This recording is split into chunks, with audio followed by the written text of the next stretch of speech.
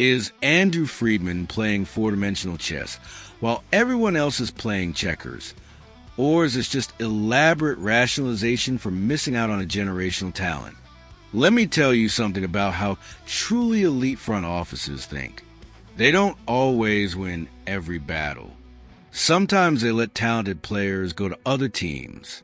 But when they do, it's not because they failed. It's because they're playing a longer game than everyone else can see.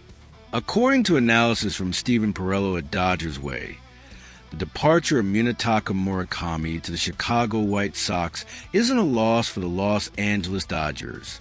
It's a masterclass in strategic patience.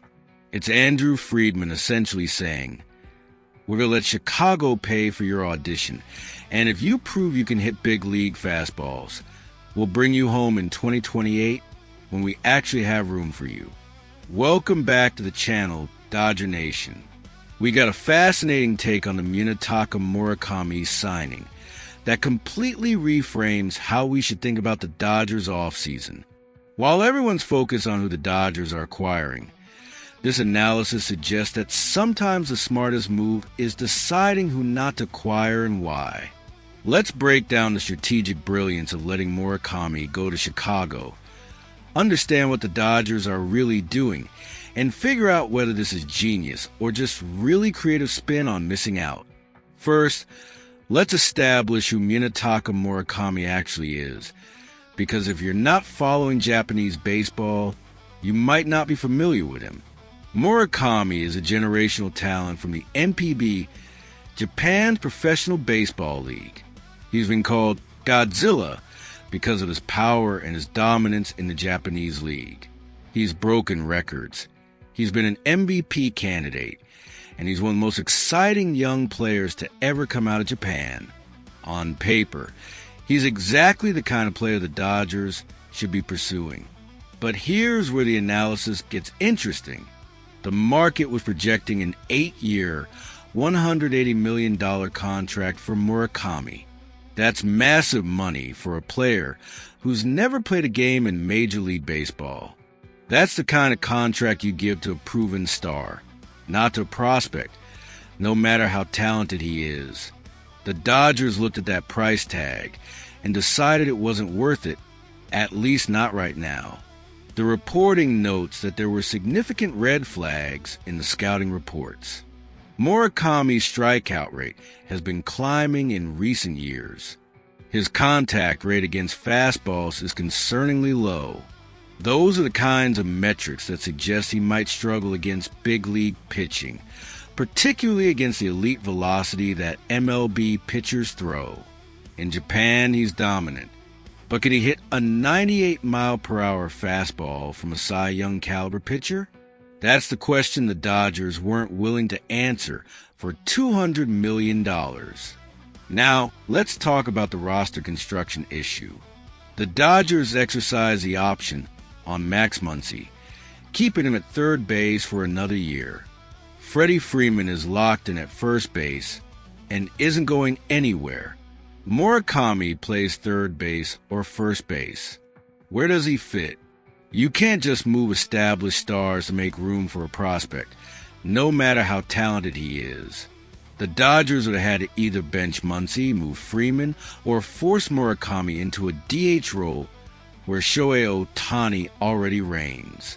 None of those options make sense. This is where the strategic brilliance of the analysis comes in. Instead of paying $200 million to find out if Murakami can hit big league fastballs, the Dodgers are letting the Chicago White Sox pay for that experiment. Murakami signed a 2-year, $34 million deal with Chicago. That's a fraction of what other teams were offering. The White Sox are essentially getting a discount because they're taking on the risk of whether Murakami can actually succeed in MLB. The White Sox are the perfect team for this arrangement. They're not contending. They're rebuilding. They have low expectations for 2026 and 2027. If Murakami struggles, it won't be a massive story. He'll be able to work through his issues without the intense media scrutiny that would come with playing for the Dodgers in Los Angeles.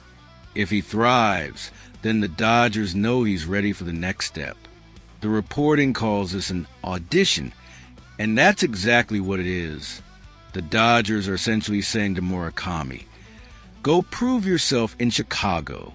Show us you can hit big league fastballs. Show us you can adapt to the culture. Show us you're worth the investment. And if you do all that, we'll be waiting for you in 2028.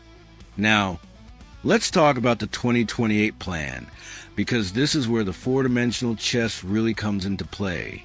By 2028, the landscape in Los Angeles will be dramatically different. Max Muncy's contract will have expired. Freddie Freeman will be 38 years old, and likely in the twilight of his career. The Dodgers will need a new first baseman or third baseman with power. That's when Murakami becomes available again. Murakami will be 28 years old in 2028, right in his prime. If he's had 2 years to adjust to MLB pitching, to understand the culture, to develop his skills against elite competition, he'll be ready for a massive contract. And here's the key. The Dodgers will have the financial flexibility to sign him because Muncy and Freeman will be off the books. But there's another layer to this strategy. The reporting mentions that Murakami is a close friend of Yoshinobu Yamamoto, the Dodgers ace. They had dinners together during this offseason, proving that the connection is strong. When Murakami becomes a free agent in 2028, Yamamoto can serve as a recruiter. He can tell Murakami, come back to LA, we have the best organization, the best medical staff, the best chance to win championships. That kind of player-to-player recruitment is incredibly powerful. This is actually a brilliant strategy for several reasons. First, it eliminates the risk of overpaying for an unproven player. Second, it gives Murakami time to adjust to MLB without the intense pressure of playing for the Dodgers. Third, it allows the Dodgers to maintain roster flexibility in the short term. Fourth, it positions them to acquire a star player in 2028 when they actually have room for him. The comparison to other strategic moves is instructive. The Dodgers have made a career of identifying undervalued talent and acquiring it at the right time. This is the inverse. They're identifying a talented player, letting someone else take the risk of developing him, and planning to acquire him when he's proven and when they have room for him. For Dodgers fans, this requires a shift in perspective. It's not about winning every free agent battle. It's about winning championships.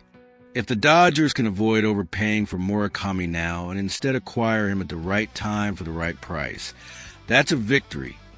Even if it doesn't feel like one in December. The White Sox, meanwhile, are getting a young, talented player who could be a star. If Murakami thrives, Chicago gets a cornerstone player for a bargain price. If he struggles, they've only committed $34 million over 2 years, which is manageable. It's a win-win for both sides, but the Dodgers win the most because they get to see how it plays out without any financial risk. The strategic patience required for this kind of thinking is rare. Most front offices want to win every trade, sign every free agent, acquire every star. But the best front offices understand that sometimes the smartest move is waiting. Sometimes the best acquisition is the one you don't make until the time is right. Think about what the Dodgers roster will look like in 2028 if this plan works. You'll have Shohei Ohtani still in his prime. You'll have younger players like Dalton rushing, and Josue DePaula developed into stars. You'll have a new first baseman or third baseman in Munetaka Murakami. You'll have the infrastructure to compete for multiple championships over the next decade. The reporting's conclusion is perfect. Andrew Friedman has created a scenario where he can't lose. If Murakami flops in Chicago, the Dodgers dodge a bullet and save millions. If Murakami thrives, the Dodgers use their financial power and Yamamoto's friendship to bring him home when they have room for him. Either way, the Dodgers win. This is the kind of thinking that separates championship organizations from everyone else. It's not about being aggressive in every moment. It's about being strategic, patient, and willing to let other teams take risks while you wait for the perfect moment to strike. For Dodgers fans, the message is clear.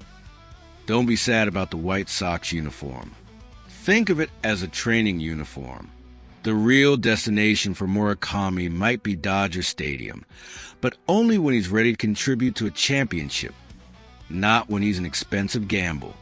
All right, Dodger Nation, that's the full breakdown on the Munetaka Murakami strategy, and why letting him go to Chicago might actually be the smartest move the Dodgers could make. What do you think?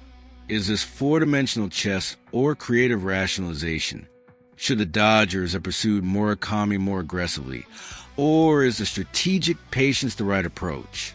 And do you think Yamamoto's friendship could actually be the deciding factor in bringing Murakami to LA in 2028?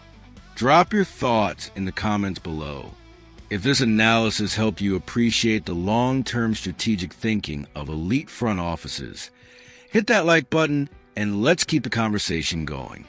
The off-season is full of these kinds of calculated decisions, and we're going to be here covering every angle. Let's go Dodgers.